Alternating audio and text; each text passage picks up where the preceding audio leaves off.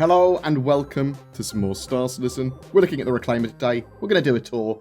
This is the biggest ship that is currently flyable in the game, and it is pretty massive. You can see there at the bottom right the big claw arm, which is going to be able to grab Salvage and laser it into its nom-nom mouth and then kind of grind it up. And it's got two tractor beams on the front there as well that will help pull Salvage in. It's going to have drones working on Salvage too. Let's drop the landing gear so you can see that, because this is a massively terrifying, imposing ship if it lands in front of you on a planet. Let's try not to move around too much, otherwise we'll eventually crash. But also, it's got 6 remote turrets. Remote turrets are going to be controlled by consoles inside the ship, with basically cameras on the turrets. And once you use that console, it'll be like you're actually in that turret. They've got 2 size 3s each, so 12 size 3s in total across those remote turrets. 2 on the rear, 2 in the middle, and 2 on the nose. And then you've got that larger turret on the top there. This is 2 size 5 weapons, and it is a manned turret. So it's got a good amount of weaponry, but the ship's not a combat ship at all. It is heavy salvage. It is sort of like top tier, nomming up destroyed ships, other scrap, reclaiming that sort of stuff. It is almost like a treasure hunter. I really like this ship. This is my favourite ship that they have made, and I love it on paper. I like industry and economy ships. So let's press H to get out of my chair. We will have a look around the ship. So this is the claw operator chair. So that's going to be the guy that is literally grabbing hold of things, potentially lasering bits off. There's going to be like small amounts of gameplay, little gameplay loops there, even with the simplest operations of a ship. So just bear that in mind. We've got the pilot's seat there as well. We've got the 2 tractor beam operators here. So there are 2 little tractor beams underneath the nose. Direct access from the bridge to 2 of the turret controls. So that's 2 remote turrets and scanning operators as well. So a couple of scanning stations. You're going to want to be scanning that salvage down, going, oh, there's an interesting power signature here. Maybe it's delicious salvage. And then we have access, or at least visuals, of the nom-nom room, as I call it. This is where the salvage gets taken in from the front and then ground down into scrap metal and then probably processed into some form of more usable cube. There is a small elevator that takes you just to the main deck, or from the main deck to the bridge, which I will call down now because we will be using it. There's also a ladder that will take you up there as well, literally just straight up there. And there is a side elevator that allows a single person at a time quick access to the bridge section or to the ground. And this will take you, if you're landed, this will take you to the ground. You can use it now, and it would sort of like put you to where the ground would be and then let you out into space EVA. And the animation looks like you're walking onto a solid platform for a second before taking you off into space. But then let's go upstairs, and we will look at what I have deemed the Habitation deck, or that's where the drones live as well.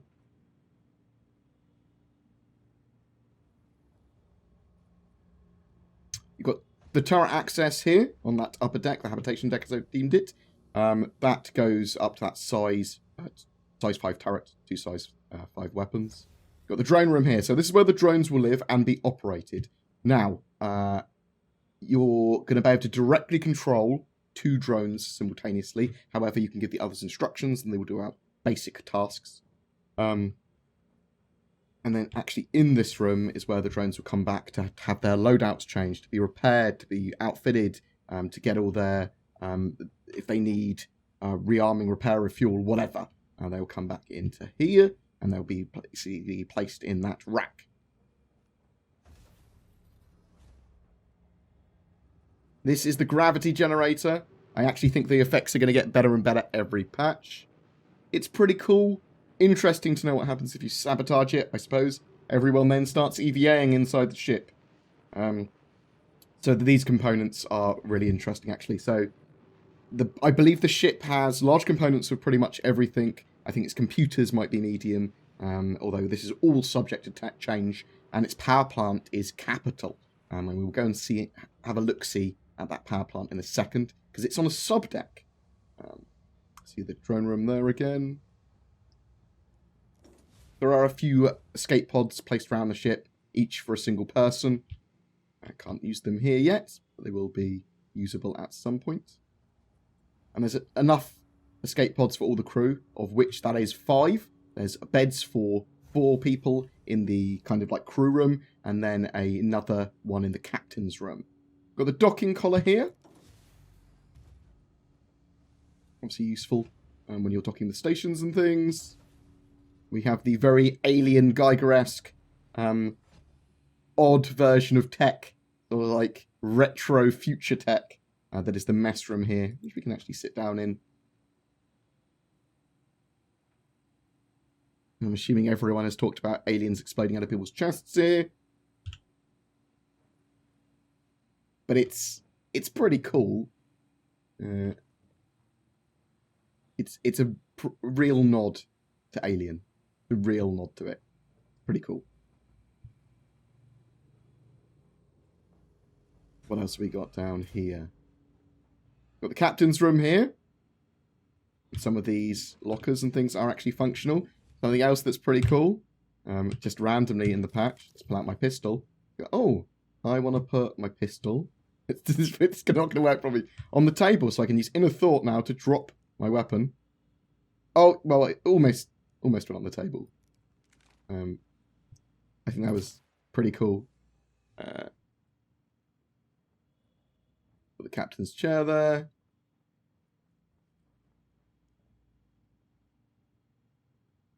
Let us bring my weapon in my hand. Got that bed there. Got some extra storage. Got the bathroom. Let's go into the crew section. So we've got the bunk beds across here as well. 4 bunk beds, storage lockers. Oh. I'm saying them opening and then they're not opening. The detail is pretty solid. So they've done a lot of work on the HUDs so that you can sort of see in a bit more detail what they're saying on them. Now, this sort of stuff is likely to be useful and more functional in the future rather than just having this sort of like random, whatever it is, nearest hub flight documentation, which doesn't actually mean anything. It's likely to have screens that are either relaying important information from the ship or have maps of the ship and show you where you are. Whatever it is, it'll be some way diegetic and useful. Got the bathroom there with showers and toilets.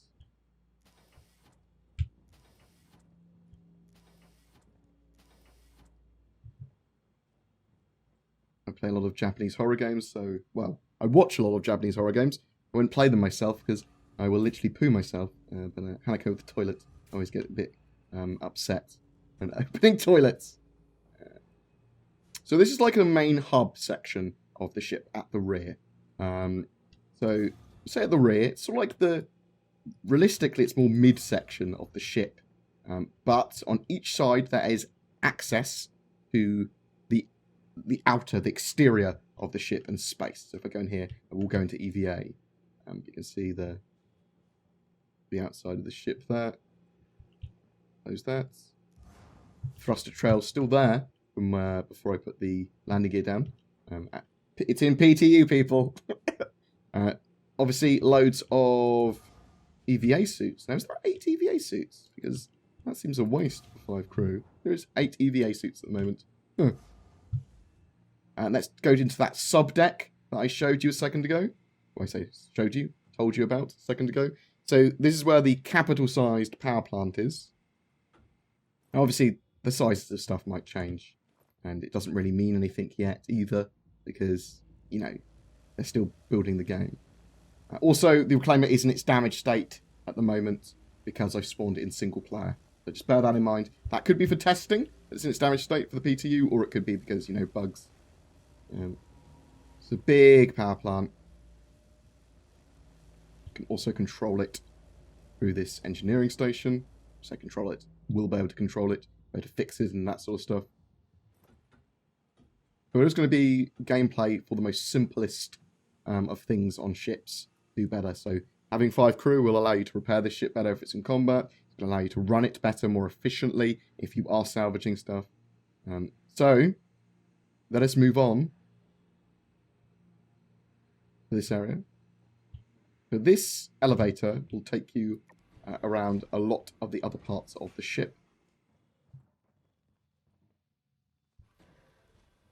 And you can see, I think it's up to the salvaging balcony, and we're on the habitation deck at the moment. And then we've got all these other places to go as well. So let's go up to the salvage balcony. This will take us up to where we can see effectively where we would keep all the salvage after we'd salvaged it. And so we were effectively in the center of the ship there, in that hub area. But this is the rear.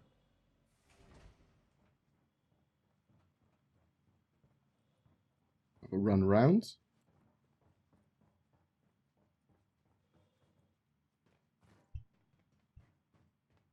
Interested to see, because those procedural animations are actually sort of like in the game at the moment, so interesting to see how they deal with stairs.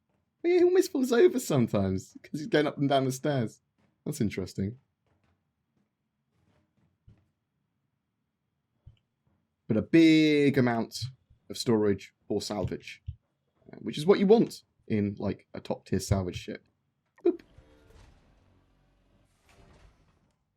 So we're just on the habitation deck.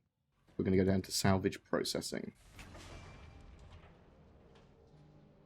I don't believe we can actually get in to the grinding room, as I call it.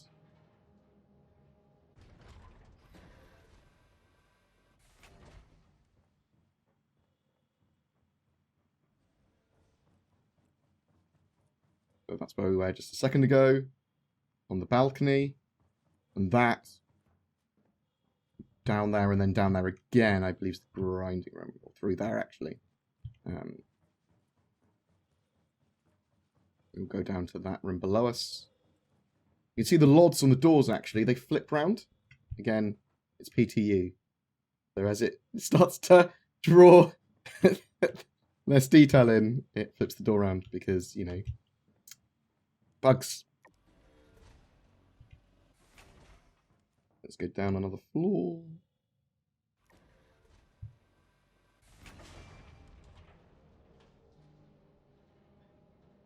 You're going to have areas for salvage that's being stored before it gets processed. They're literally for storing salvage cubes. I suppose you could mix and match it as well if you wanted to. Move stuff around a bit.